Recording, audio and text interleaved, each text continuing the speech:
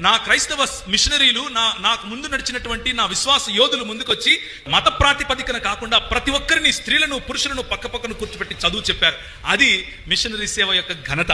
నువ్వు పై వస్త్రం వేసుకోవాలా వద్దా అని మాట్లాడుకునే రోజుల్లో, ఈ స్త్రీని లోపలికి రానిచ్చాలా వద్దా అని మాట్లాడుకునే రోజుల్లో, నా దేవుణ్ణి ఈ స్త్రీ మరి నెల వచ్చింది కాబట్టి తాకకూడదు అని చెప్పే నీ రోజుల్లో పక్కన కూర్చోబెట్టి కాలేజ్ చదువులు చెప్పారు. అది క్రైస్తవ సేవ.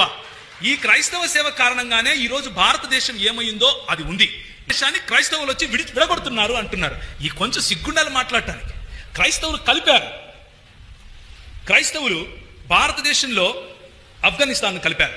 ఒకప్పుడు మొఘళ్ళు దాన్ని పక్కన వేరే దేశంగా చేస్తే ఈస్ట్ ఇండియా కంపెనీ వచ్చిన సమయంలో వారిని కలిపారు. క్రైస్తవులు ఈస్ట్ ఇండియా కంపెనీకి సంబంధమే లేదు అసలు.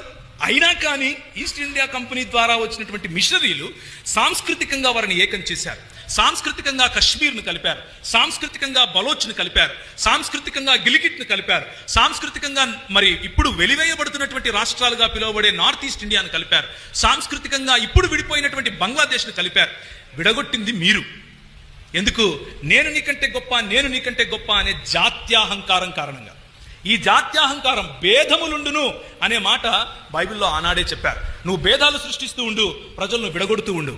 నువ్వు సమానము, మనం ఒకటి అని చెప్పేవారు వస్తారు. వారి ముందు నువ్వు నిలవలేవు అని దేవుని వాక్యం చెప్తా ఉంది. దేవునికి స్తోత్రం కలుగును గాక. సెయింట్ ఫ్రాన్సిస్ గారు ఇక్కడికి వచ్చినప్పుడు అక్కడ ఉన్నటువంటి కుష్ఠరోగులను సజీవంగా ఇసుక దెబ్బల్లో తోడి వాళ్ళని పూడ్చిపెట్టేవాళ్ళు. ఎందుకు అనంటే ఆ కుష్ఠరోగిని తాకితే నాకు కుష్ఠరోగి వస్తుంది, వాడి కర్మకు వాడు చావాలి అని అన్నారు. నా కర్మను తల మీద వేసుకున్నాడు నా ప్రభు. ఎవరు గొప్ప అంటారు? నీ కర్మ కాదురా, నేనున్నా నీకోసం అని నా కోసం చనిపోయిన ప్రభు దగ్గరికి నేను వెళితే తప్పేలా అవుతుంది? నీ కర్మకు నువ్వు చావురా అని చెప్పి నన్ను వదిలేసిన వాడి దగ్గరికి నేను ఎందుకు వెళ్ళాలి అని తిరిగి ప్రశ్నించండి.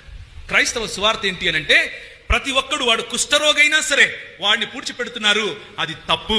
వాడికి బ్రతికే హక్కు ఉంది. వాడు దేవుని స్వరూపంలో ఉన్నాడు, దేవుని పోలికలో వాడు చేయబడ్డాడు అని చెప్పినటువంటి భావజాలం క్రైస్తవ భావజాలం. మనం ఏం చేశాం ఈ దేశానికి అని ప్రశ్నించే వారికి ఈ మాట చెప్పండి. కుష్ఠరోగుల కోసం నువ్వు ఎప్పుడైనా నీ ఇల్లు తెరిచావా? కుష్ఠరోగుల కోసం ఇల్లొద్దు, నీళ్ళు ఇచ్చావా ఒక్క చెంబు? నా పెద్దలు వాళ్ళ కోసం జీవితాలు సమర్పించారు. నా పెద్దలు వాళ్ళ పుండ్లు కడిగారు.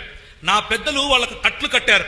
నా పెద్దలు వాళ్ళు ఉమ్మేస్తూ ఉంటే, వాళ్ళు కక్కుతూ ఉంటే చేత్తో పట్టుకున్నారయ్యా, నీ జన్మలో చేయగలవా నువ్వు అని అడగండి. క్రీస్తు ప్రేమకున్నటువంటి శక్తి అది. నిర్మించారు ఎవరైనా ఈ దేశాన్ని అని అంటే అది మనం. దేవునికి స్తోత్రం కలుగును గాక. ఈ దేశానికి ఎవరైనా పునాదులు వేశారు సమానత్వం పట్ల అనంటే అది మనం. దేవునికి స్తోత్రం కలుగును గాక. విడదీశారు ఎవరైనా అనంటే ఈ రోజు వస్తున్నటువంటి ఈ కాషాయ గుండాలు.